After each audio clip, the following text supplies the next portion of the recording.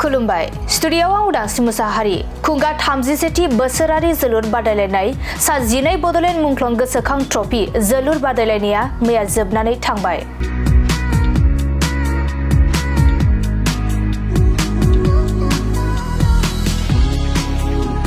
नंगौ उदालगुरि जिल्लानि सिङाव थानाय खाग्राबारि जनता गेजेर आरो गोजौ फरायसालिनि गेलेग्रा फोथाराव खाग्राबारि दखरा एबसु आरो खाग्राबारि गेलेमु आफादनि बानजायनायाव सा 12 बड'लेण्ड मुंख्लं गोसोखां ट्रफी जोलुर बादायलायनाया मैया जोबनानै थांबाय।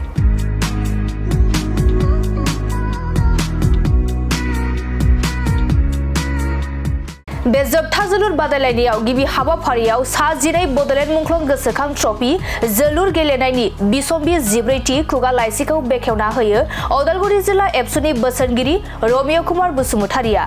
गोजोन खौसेथिनि थाखाय फारौ बिरहोयो खाग्राबारि दखरा एबसुनि गायसनगिरि आफादगिरि गिदिन दैमारि बिथाङा। बे खुंगा 37थि बोसोरारि जोलुर बादायलायनाय सा 12 बड'लेण्ड मुंख्लं गोसोखां ट्रफी जोलुरनि जोबथा बादायलायनायखौ बेखेवनानै होयो 32 नं भेरगाव बियाबनि एमएलए दावबायसा बर' बिथाङा। बे जोबथा जोलुर गेलेनाय बादायलायनायाव बाहागो लायो सानराइज एफसि आरो बेनि हेंथायै गेलेयो जय जहार एसि हानजानि गेजेरजों जोबथा बादायलायनायाव जय जहार एसि हानजाया 6 गल होनानै सानराइज एफसिखौ फेजेनो। सा 12 बड'लेण्ड मुंख्लं गोसोखां ट्रफी जोलुर बादायलायनायखौ बड'लेण्डनि सोमावसारनायाव मुंख्लं जानाय गेदेमा बिर जोहोलाव बिथांमोनखौ गोसोखांनानै खाग्राबारि दखरा एबसु आरो खाग्राबारि गेलेमु आफादा बोसोरफ्रोमबो जोलुर बादायलायनाय खुंफुङो।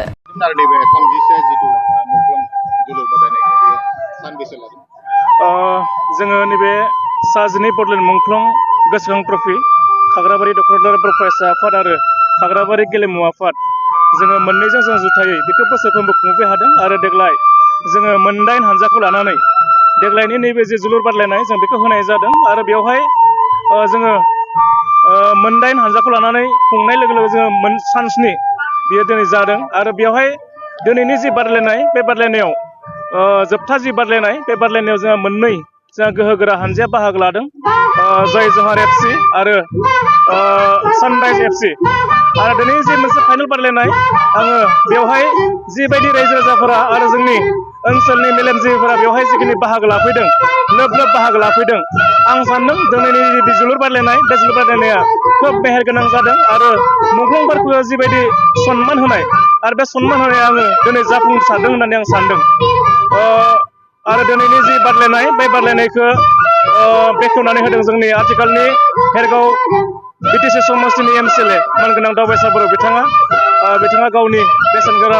बिबुंथिजों बिथाङा बेखेवनानै होदों आरो नैबे बादायलायनायनि गेजेरजों जोङो बोसोरफ्रोमबो जोङो गांसे जोङो बिसम्बि जोङो दिहुनो बे बिसम्बिखौबो आथिखालनि उदालगुरि जिल्ला दुलाराय बर' फरायसा आफादनि मानगोनां बोसोनगिरि रमिय कुमार बसुमतारि बिथाङा बेखेवनानै होदों आरो दिनैनि जि बे बादायलायनाया खोब मोनसे आब्रुथिनि गेजेरजों बे बादायलायनाया दिनै सोलिबाय थादों आङो मिजिंथिदों बे बादायलायनाया जोबजासिम मोजां भाबै जोबनानै थांगोन। गासै खौरांगिरि नायगिरि नोंथांसिम खुलुमहरनाय जासिबाय। खाग्राबारि दखरा दुलाराय बर' फरायसा आफाद आरो खाग्राबारि गेलेमु आफादनि बानजायनायाव बोसोरफ्रोमबो जोङो जि जोंनि सा 12 बड'लेण्ड मुंख्लं बिथांमोननि गोसोखांथियाव सा 12 बड'लेण्ड मुंख्लं गोसोखां ट्रफी मुङै जोङो जोलुर गेलेनाय बादायलायनायखौ होबोगासिनो दङ। थिग बेबायदिनो देग्लायबो जोङो दाख्लैयो अक्ट'बरनि 26 खालारनिफ्राय जागायनानै दिनै 2 नभेम्बर दिनै जोबथा गेलेनाय बादायलायनाय एबा फाइनाल गेलेनाय बादायलायनाय बियो जागासिनो दङ। जोंनि मुंख्लं बिथांमोननि मुंखौ अराय माने गोजोर खालामनो थाखाय जोङो बे खाग्राबारि दखरा दुलाराय बर' फरायसा आफाद आरो खाग्राबारि गेलेमु आफादा जोङो जोलुर गेलेनाय बादायलायनायखौ होबोबाय थादों आरो जोङो फैबाय थानाय समावबो जोङो मुंख्लं बिथांमोनखौ मान होनो थाखाय जोङो बे हाबाफारिखौ जोङो लालांबाय थागोन। बेवहाय जोंनि ओनसोलनि गासै हारि माहारिनि आफाद जोंनि मेलेमजिबि दैदेनगिरि बयबो बेयाव मदद हेफाजाबजों बे जोलुर गेलेनाय बादायलायनाया जादों आरो फैबाय थानाय समावबो बेबायदिनो जालांबाय थागोन होननानै जोङो आसा फारियो। जोङो जोंनि ओनसोलनि गासै रायजो राजा बिथांमोनखौ जेरैबायदि बिथांमोना बाहागो लानायजों लोगोसे गासै बिथिंनिफ्राय बिथांमोना मदद हेफाजाबखौ जोङो होबोबाय थादों। बेनि थाखाय आङो दखरा एबसुनि आफादगिरि जानानै बयनिसिमबो आङो साबायखर जासिदों। फैबाय थानाय जायखिजाया हाबाफारिफोराव बिथांमोना जोंखौ लोब लोब बाहागो होगोन आरो जोंनि मुंख्लं बिथांमोनखौ सिबिनायाव बावनायाव अराय सम बिथांमोना ओंखारबोगोन होननानै आङो मिजिं थियो बेखिनिखौनो आं फोरमायबाय।